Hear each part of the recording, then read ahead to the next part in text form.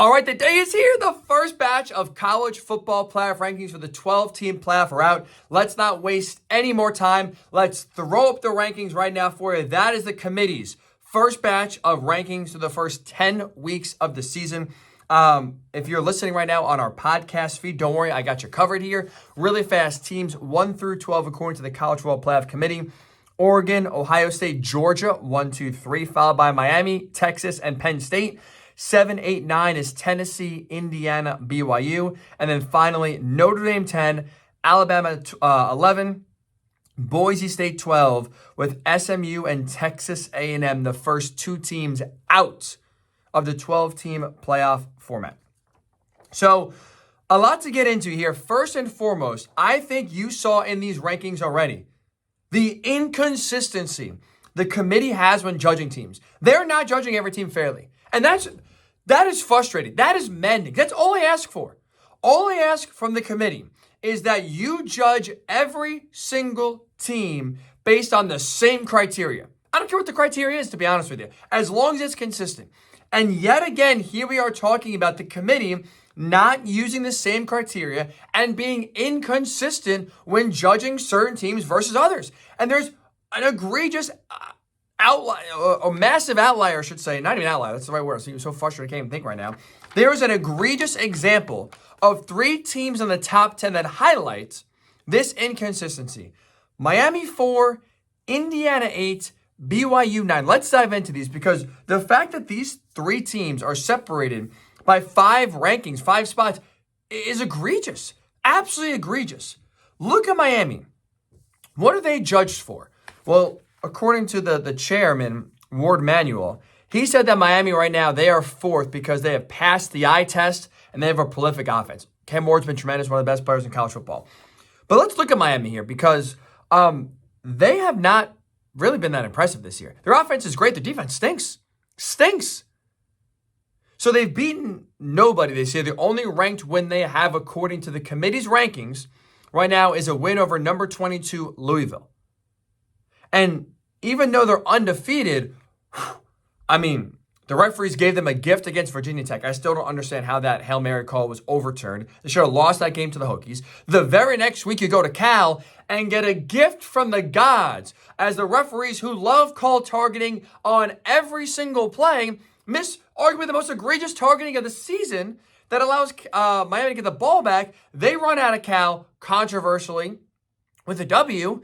You know, they were able to sneak by even though Louisville's ranked right now. I mean, Miami's the better team and you needed a back and forth game and got lucky to sneak out of that game with a W. And then even last week against Duke at home, a team you are very much better than, you are sitting at home trailing by 11 in the second half. I get the final score. You ran away with it at the end. But you're down by 11 at home in the second half.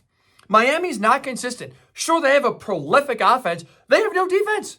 They can't get a stop whatsoever. And that poor's defense right now has led them to playing in closer games than they should against inferior opponents, to where you have close games against Vatech, Cal, and Louisville. You have one ranked win on your resume. That's it. But somehow Miami sits 4th. Then you look at Indiana 8 and BYU 9. BYU has 2 ranked wins over top 20 teams. They beat number 13 SMU on the road. What are we doing? That's a great resume. They have 2 better wins than anything Miami has, and their team is much more balanced on the Hurricanes. Why is Miami 4 and BYU 9? And you look at Indiana, Indiana's played nobody. They have played nobody. Their strength of schedule is one of the worst in all of college football. But unlike Miami, and even in a way, unlike BYU, what they have done is they have blown every single inferior opponent they have played out.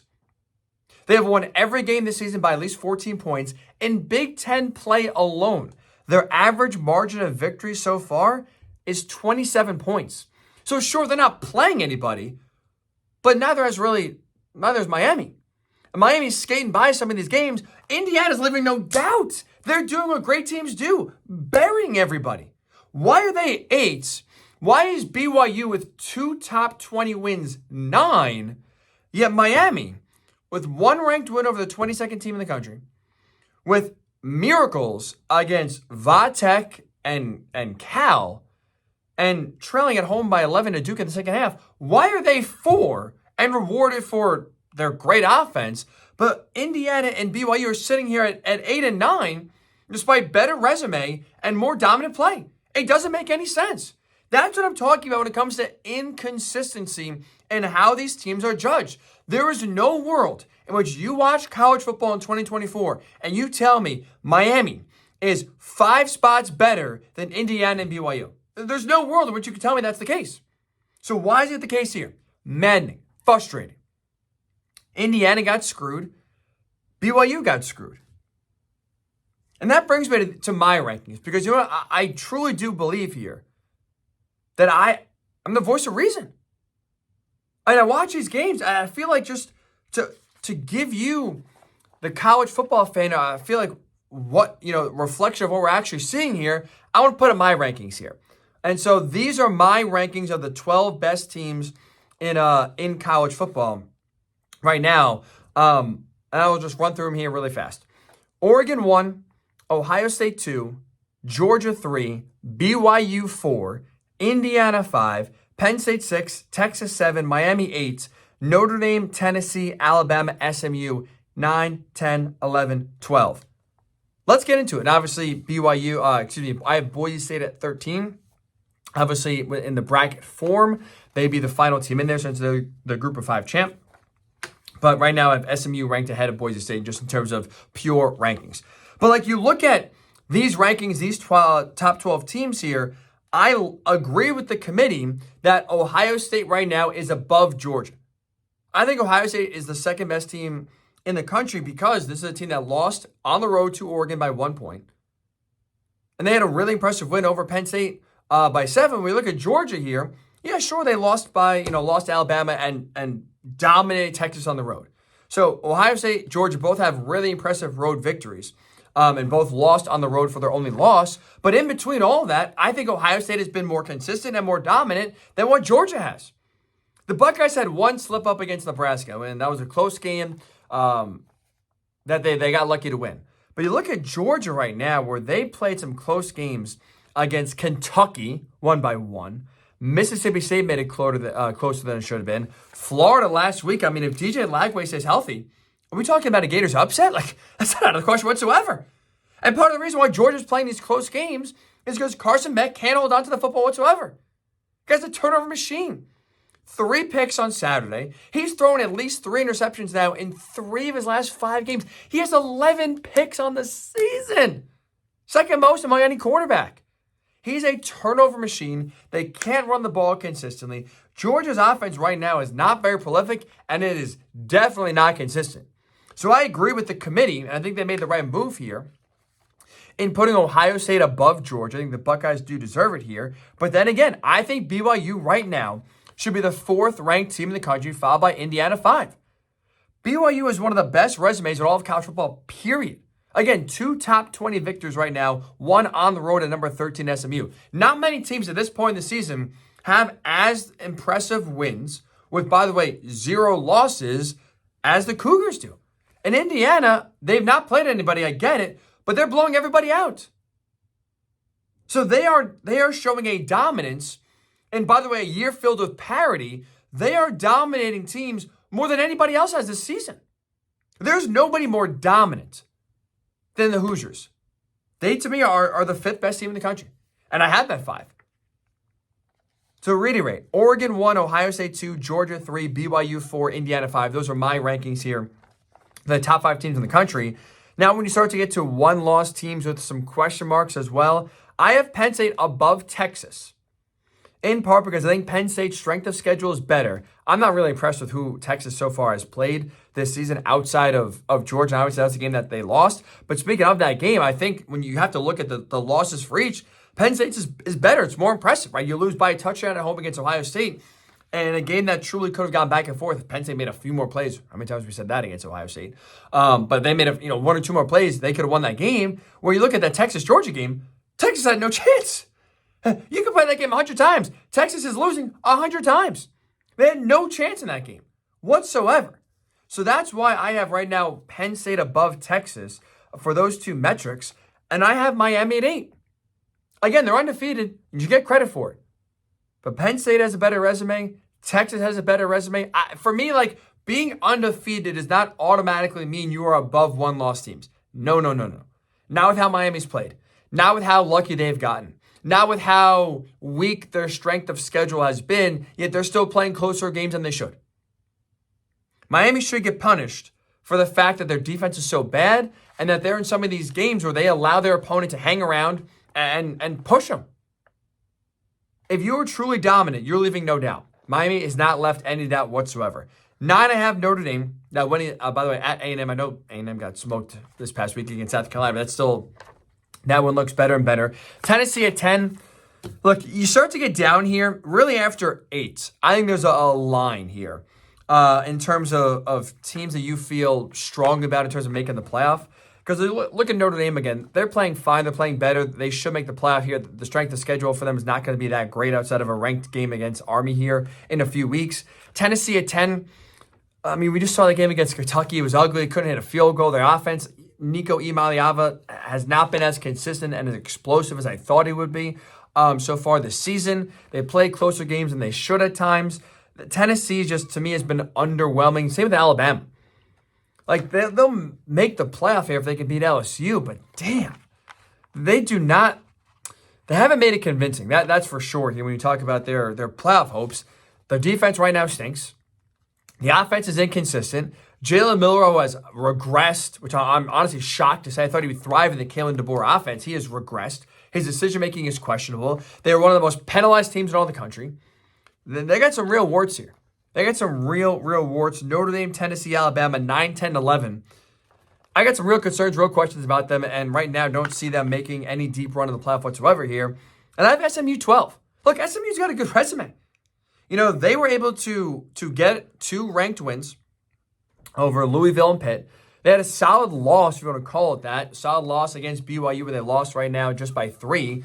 So, like, their resume is solid. The Ponies got a good resume here. And that's why, for me, they're deserving of being right now number 12. Now, again, they'd be the first team out because behind them is Boise State. And Boise State is the Group of 5 champions, remember, is going to get automatically one of those 12 spots here. And then A&M I have at 14, LSU 15 here. Both alive. Both very much alive. There's like still 20 teams we have alive to make the college football playoff. I'm not scared away by A&M's loss to South Carolina. Kind of felt like a combination of a few bad things that are just working against them here. That game against Texas obviously will be a must-win for them at Kyle Field at the end of the year. That'll be a great game. But I think A&M has what it takes to win that game for sure. I think they absolutely do. LSU, obviously you have to win this weekend against Alabama to have any sort of prayer of getting yourself back in the college football playoff conversation here. But those are my rankings. And as you can see, some of them drastically are different than what the committee has, in part because I think the committee, go back to what we started this segment with, the committee has unfairly judged teams where they reward Miami for playing a weak schedule and playing teams closer than they should, but punish Indiana and BYU for better resumes and more dominance. Doesn't make any sense. Beyond frustrating here. But now when you look at the bracket, let's throw the bracket up here. This is the College Football Playoff Committee's bracket. We're using their rankings here. I think this is important because I think when you look at seeding and path and, hey, look, how can we position ourselves the best we can to make a run to the Final Four, make a run to the national title, I think these rankings reveal something. And that's this. Obviously, right, everybody's playing for the bye. You want one less playoff game, which is one less chance of you to lose and have your season end. So obviously the bye is key. But if you can't get the bye, I think right now where you want to be, if your team here is either seeds 5 or 6, 11 or 12. That's right. I think if you have an 11 or 12 seed here, you're in good business. Let me explain why. Look at right now the path, and let's just assume, dangerous game, I know. Let's assume Miami is the ACC champ. Maybe even if they got one time, they win the ACC, they have a bye, and BYU wins the Big 12. You'll be looking at some combination of Miami 3, BYU 4, BYU 4, BYU 3, Miami 4. Either way, with what you've seen, these two teams are not exactly the toughest test here to get to the Final Four. Right? If you're Ohio State, let's say, and you lose the Big Ten championship game to Oregon, and you're sitting there at the 5 seed, Well, if you have the 5 seed right now, not only do you get to play most likely Boise State the 12, but you look and, oh, is that BYU? So now your path for Ohio State to go to the Final Four could potentially be Boise State, BYU. Not bad at all. And on the other side here, if you're a 6 seed, if you're, let's say in this case, Texas, Alabama, tough game. We just talked about the F-loss, but if you win that game at home, all of a sudden you have a flaw-ridden Miami team with a chance to go to the Final Four here.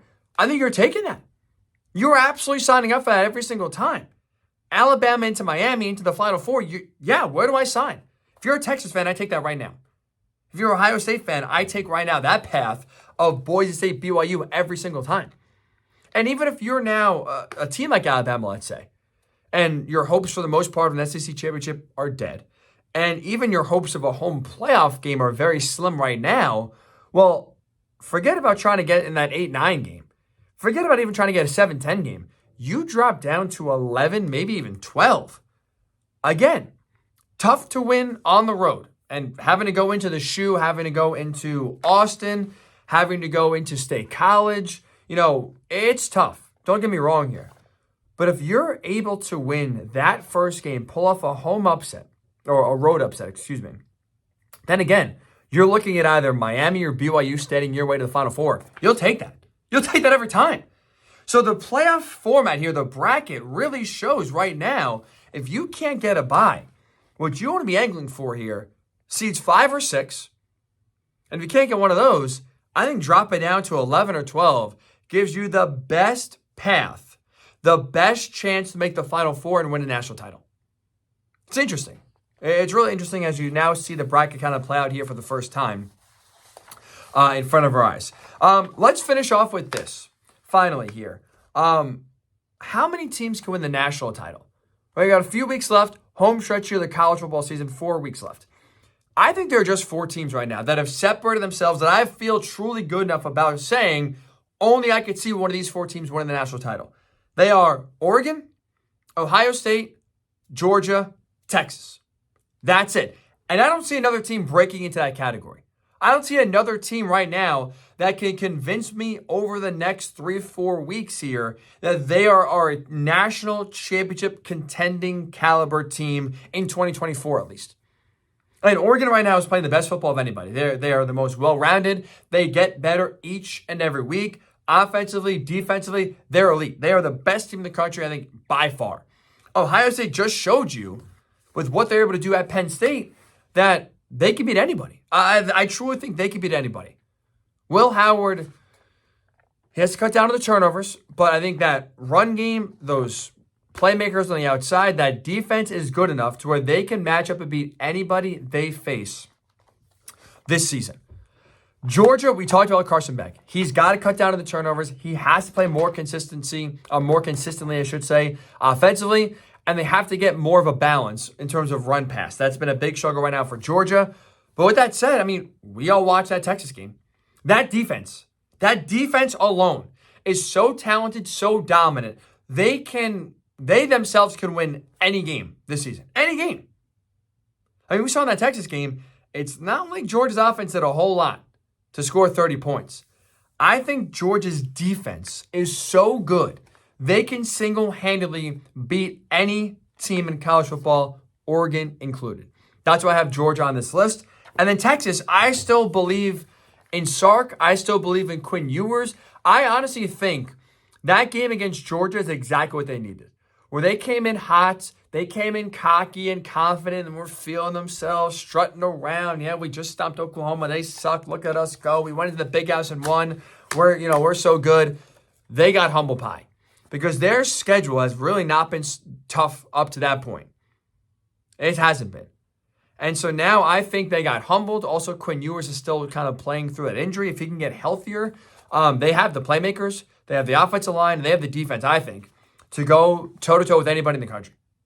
They still have it in them. I think they will get better before the season ends. I still can absolutely see Texas going all the way here, winning a national title. But outside of those 4, outside of Oregon, Ohio State, Georgia, Texas, who else? Who are you actually believing in? Tennessee, no. Alabama, No. Penn State? No. BYU? No. Indiana? Great story. Can I see them going toe-to-toe with some of these teams? Not this year. Like, who else? Miami? Is Miami's defense helping anybody? No.